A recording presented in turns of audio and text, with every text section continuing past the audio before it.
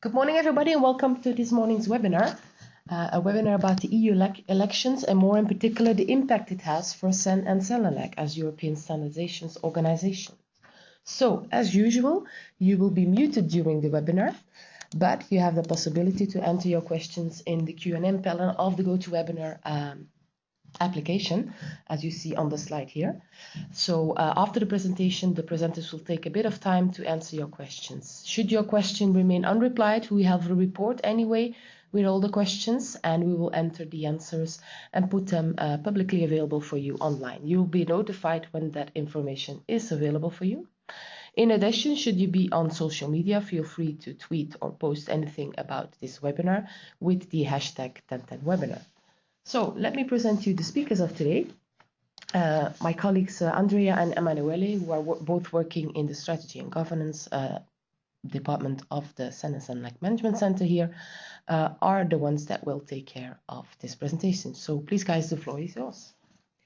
Thank you very much, Alice, and good morning, everybody. Good morning. As introduced already, so my name is Andrea Gulacci, and we're very happy to be here with you this morning.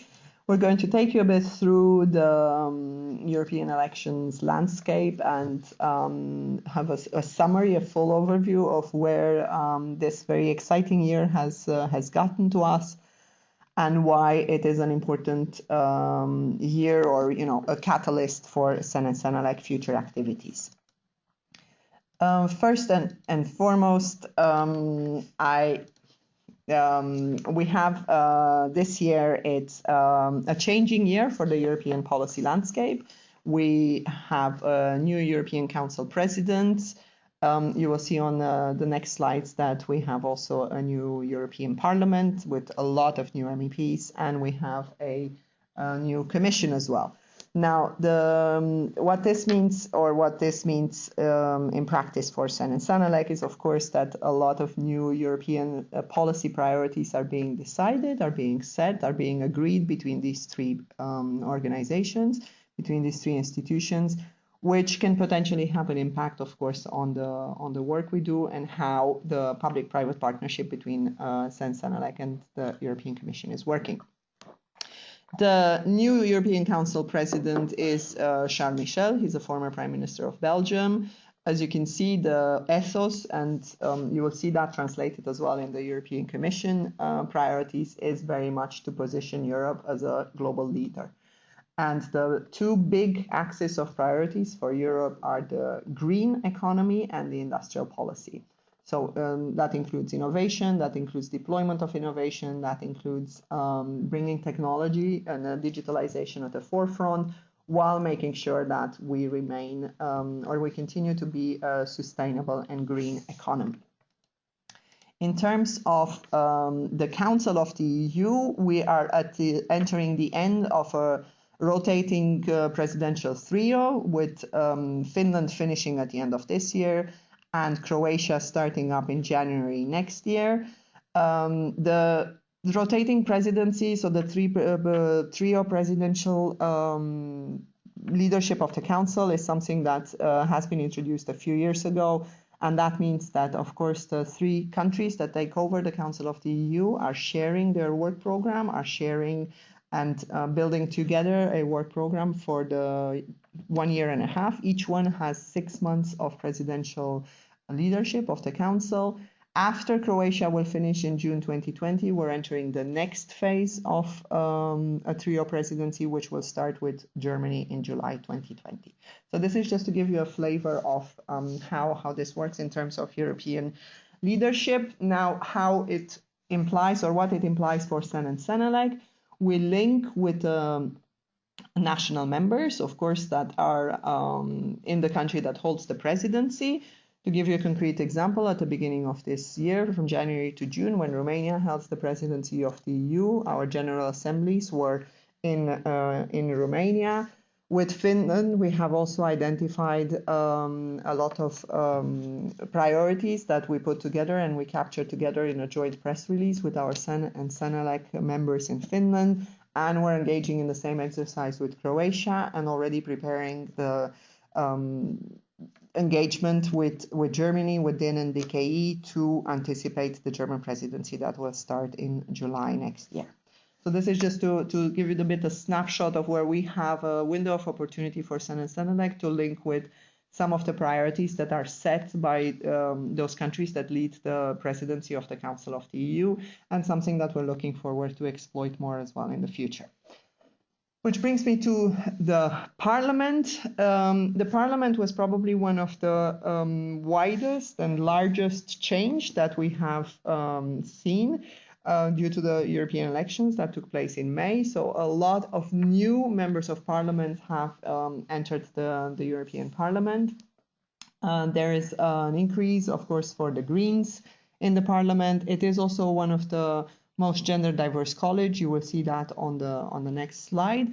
But what that means in practice for us, for CEN and CENELEC, is that at a national level, our members are, some of them, of course, continuing the relationships with the MEPs they know, but there is a lot of new engagement and policy engagement and education and awareness raising towards the new members of Parliament from the countries that are have nominated MEPs, and we link and we try to link that through our members and have this intelligence gathering, if you want, shared throughout the membership of CEN and CENELEC, and Emanuele will explain to you a bit how we work in practice through the groups we have here in CEN and CENELEC. At the European level, we try to engage with the committee chairs and the different, the more wider, if you want, pan-European responsibilities in the European Parliament, and we will share as well with you a bit the priorities that we have, the priority committees we have identified and how we're engaging with them. But as I mentioned, it's one of the most gender diverse colleges in EU history. What happened as well, and it's part of the new European Commission's mantra, if you want, or one of the priorities that they have set themselves, is to have equal parity almost reached. It's also the first female president of the European Commission. And this is a bit of structure, if you want, that is being just confirmed now. There has been because of the new parliament that I mentioned, there has been quite a bit of a rocky start, let's call it like this, for the European Commission, as the parliament took a very keen interest in the nominated commissioners and vice presidents. There have been very intense hearings of all of them, quite a few refusals of the initially proposed commissioners. So the actual commission has just been voted and approved at the beginning of December. It was supposed to start at the beginning of November. This was delayed by 1 month. So only now are these new commissioners taking office. So in practice, who do we have? We have the president, Ursula von der Leyen. Again, you see that the priorities and the political guidelines of the Commission are very much aligned with those of the Council, with those of the Parliament. The focus will be on a European Green Deal and how that can deliver in terms of both societal but also industrial priorities, an economy that works for people. So that is really looking at the societal aspect of the economy, on how consumers are being protected, being included in the European priorities. A Europe fit for the digital age, which will focus very much on the digital single market and the digitalization of industry and the digitalization of Europe. Protecting the European way of life. A stronger Europe in the world, which is impacting and looking at the trade exchanges and trade agreements Europe has with other regions in the world, and exporting the know-how of Europe and being a pioneer and a leader in other areas of the globe, and a new push for European democracy. What we will explain, and Emanuele will go into that into more detail, is how we translate these at the moment at the CEN CENELEC level, and the exercise we have started doing at the CEN CENELEC Management Center level, but also together with our members, to be prepared and start engaging, if you want, in the priorities of the European Commission. What is important to note in terms of the priorities that have been set and the fact that the Commission has taken office on the 1st of December is that all commissioners elected and that have to fulfill and deliver on these priorities have to deliver after 100 days the initial work plans and action plans on how they will achieve these priorities. And that will be something that the Competitiveness Council will be discussing and approving in March. So it goes back to the Council, and under the Croatian presidency, these 100 days work programs delivered by the European commissioners will be something that will be discussed and will be assessed, so that the actual work and the actual new proposals, legislative proposals, revisions of proposals, that the whole, if you want, legislative policy machine will start working to deliver and to implement the priorities identified. Hello, this is Emanuele. So I will start speaking about our engagement policy, how we define our engagement for the from now on, for the years to come. So as Andrea mentioned, this is a new cabinet in the Commission and also new elected MEPs at the EP. So we need to start, let's say, from scratch. We need to really engage and in a policy awareness exercise in order to let people and all elected officers understand what our industry is about. And so we on the left side you will find the EP committees we are most likely to engage with. So environment, IMCO, that is internal market and consumer protection, INTA, international trade, ITRE, industry, research, energy, and transport and tourism. So those are defined on an alphabetic order, of course, not an order of importance. At EC level, you know that the European Commission organizes in Directorate Generals, and here you will find the Directorate Generals listed in an order of importance instead, because DG GROW is really our main counterpart in European Commission. They also have a defined unit dedicated to standardization. So DG GROW is the Director General that deals with internal market, industry, and SMEs. Is our first, let's say, mirror counterpart in the Commission.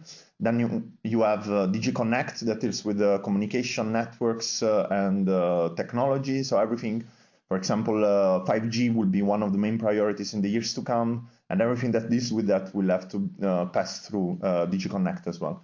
And then DG Environment, as you have seen in the top headlines in the new guidelines of the Commission. So the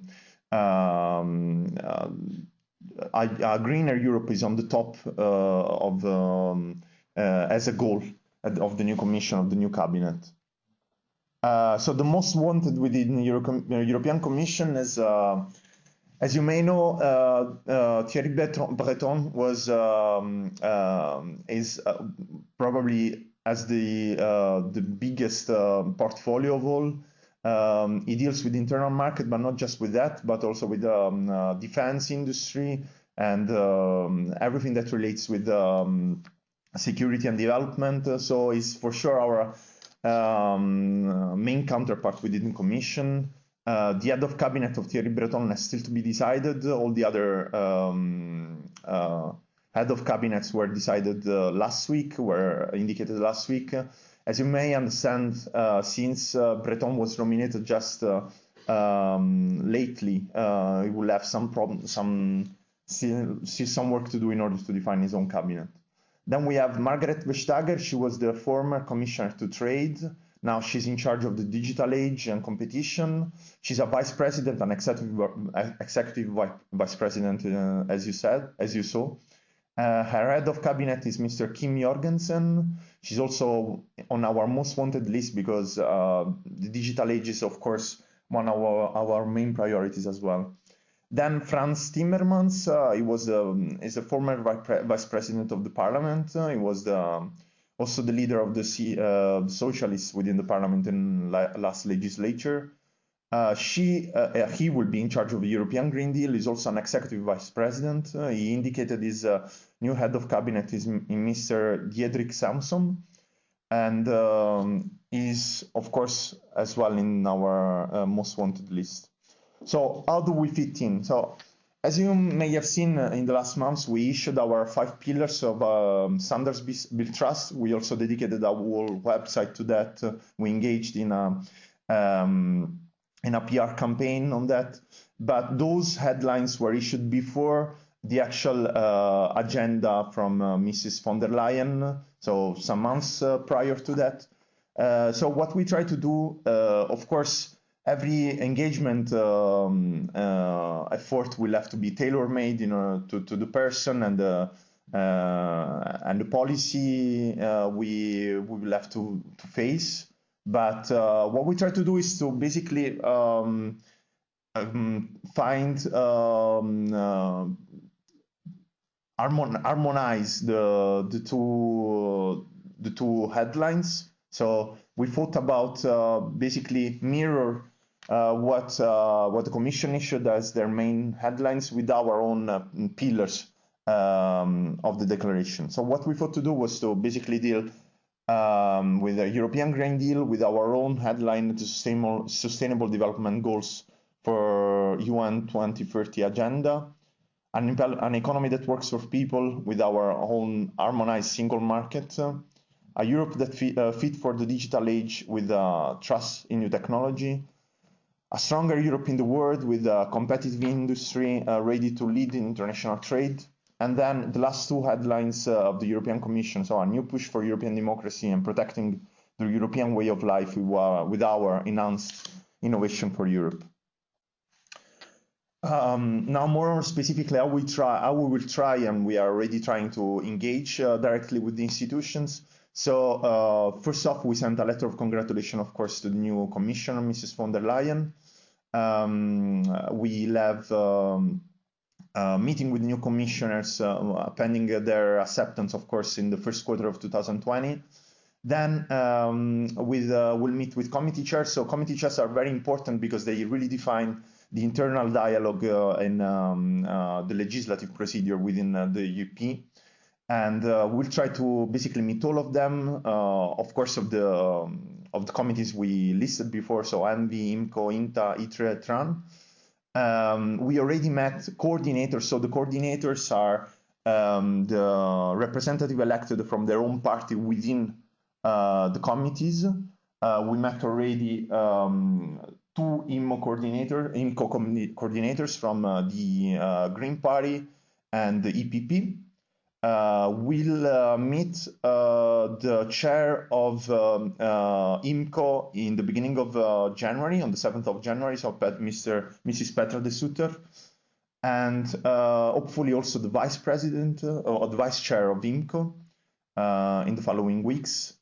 And we will follow with our follow the momentum of our declaration campaign with MEP event in February. The specific date has still not been defined, but of course you will be informed about it. And then there is also members engagement with the EPH. So at the European Policy Hub, as I will explain afterwards, we will have basically officers and staff from other members joining us here in our European policy bubble, let's say, and helping us with our European policy engagement. They will represent our own point of view, but of course also their own members. And we will try to find a fruitful relationship in that. Yeah, so how do we engage? So we have the CEN CENELEC Measurement Center Policy Engagement Function. Me and Andrea were part of it. We are we are a unit in CCMC. But we also have links in our technical work within our technical committees, and we have face-to-face dialogue with DC officers. Then we have European Policy Hub. So the European Policy Hub is constituted, of course, of CCMC staff, but also of staff from other members. And as I mentioned earlier, the European Policy Hub will be enhanced in the months to come, starting in Q1 2020, with a Brussels arm. So the delegates from members will join us here to help us engaging with new elected officers in the European institutions. and we'll have the first one coming already in January 2020.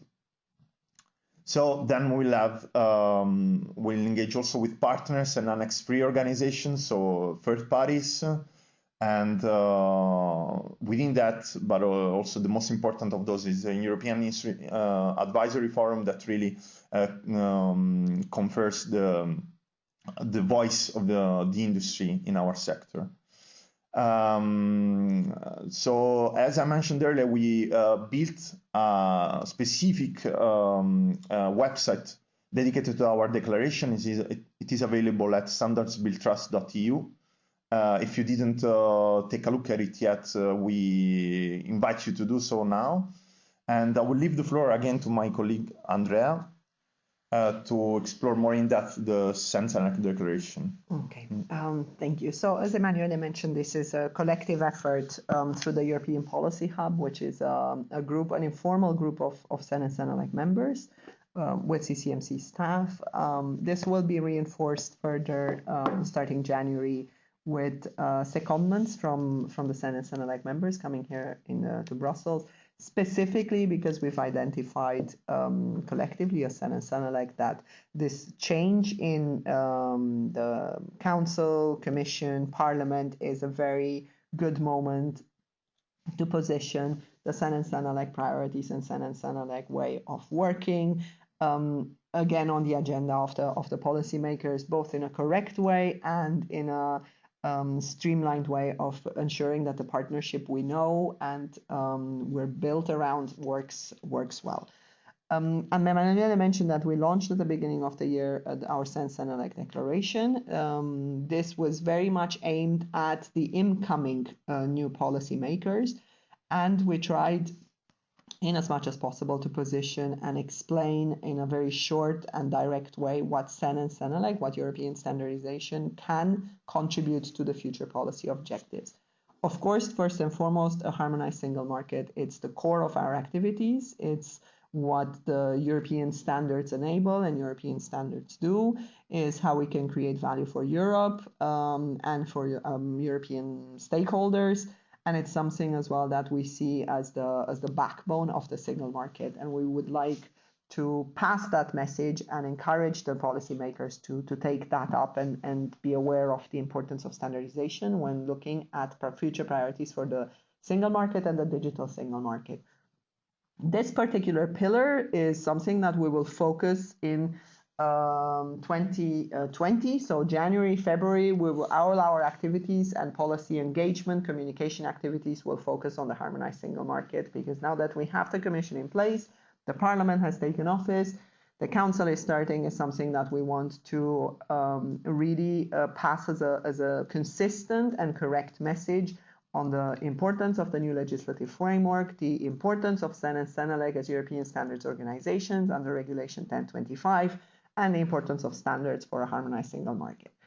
Another pillar that we've identified as important to achieve the ambitious goals of Europe is, of course, how standards contribute to a competitive European industry ready to lead in international trade.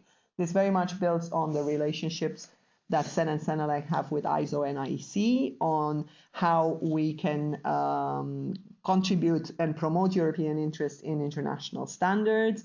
You know, the principle of CEN and CENELEC is international first. So this is something that we also want to bring, particularly now that we're entering and we're looking into continuing and renewing trade agreements.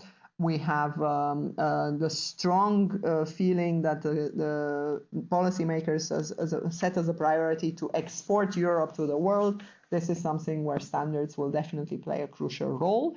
Trust in new technologies. Emanuele mentioned that priorities and clear priorities from the Commissioner are the digitalization, our 5G, our new technologies, our cybersecurity, our artificial intelligence. All these can and will function through standards. So we want to position and explain that standardization can create that trust in new technologies, and they have a crucial role to play. Enhanced innovation for Europe.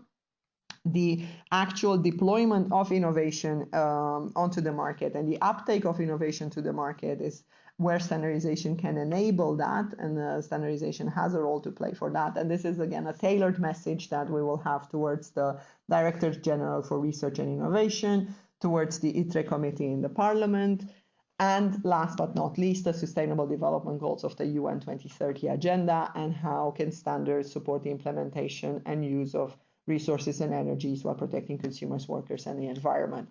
And this is something that aligns very much with the ISO and IEC work that has been done on mapping where standardization fits the different UN 2030 development goals. And something that we want as well to bring to the attention of the political, the new political core, that in discussing the European Green Deal, in looking at the sustainability of our industry, the link and the importance to standards needs to be made. Which brings us a bit towards the last slide and introducing you the overall team. Of course, here today is myself and Emanuele, but we work with a wider team of colleagues, both on policy communication engagement activities, on strategic aspects, on engagement of the partners and the Annex 3. So these are the different contacts you have in the strategy and governance team here in the CEN CENELEC Management Center. And as mentioned, all this is supported and reinforced by the CEN and CENELEC Members initiatives through the European Policy Hub and the European Policy Hub Brussels arm, which will be starting in January 2020.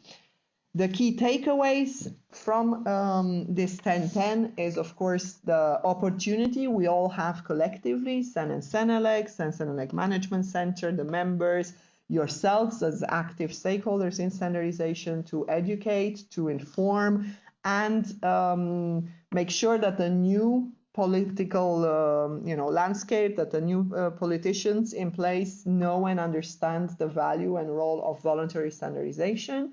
We're entering a 5-year legislative news cycle with a lot of new people, so that will mean a lot of awareness raising and education towards them, and engaging both at the national level and at the European level, and making sure that our messages are aligned.